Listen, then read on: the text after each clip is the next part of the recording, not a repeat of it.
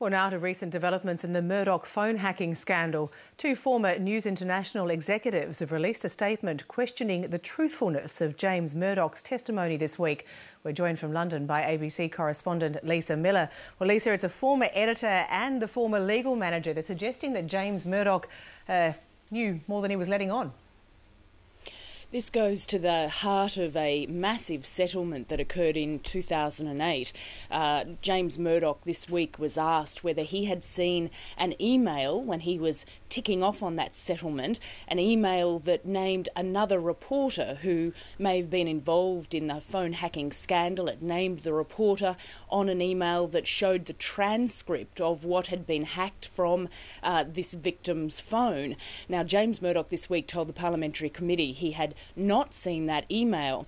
It's being reported that these two ex-executives, the most recent editor of the News of the World and the legal manager, had given James Murdoch until 6 p.m. yesterday in London to retract that testimony. He did not, so they put out a statement saying that he'd been mistaken and in fact he had been made aware of that email. Now, why this is so important, Ali, is because it breaks down the defence of the Murdochs that they weren't aware that phone hacking was more than just one rogue reporter who'd already pleaded guilty and that they'd been let down by people beneath them. These people beneath them now are saying, hang on, we told you about it. And has James Murdoch actually given any public response? A two-paragraph statement released this morning in London saying that he stood by his testimony this week before the parliamentary committee. That was it, no other details, just very clearly saying he stood by what he had said. So opening the door for a confrontation between these two people. So what happens now, Lisa? Because, of course, Parliament's not sitting. This committee can't really restart their hearings. What happens to these allegations?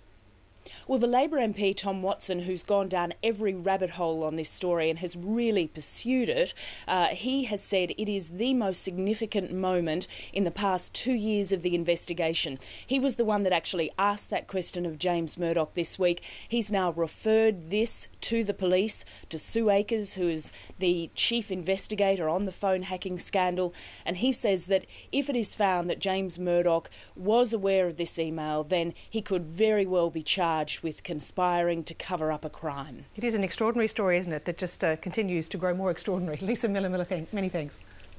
Thanks.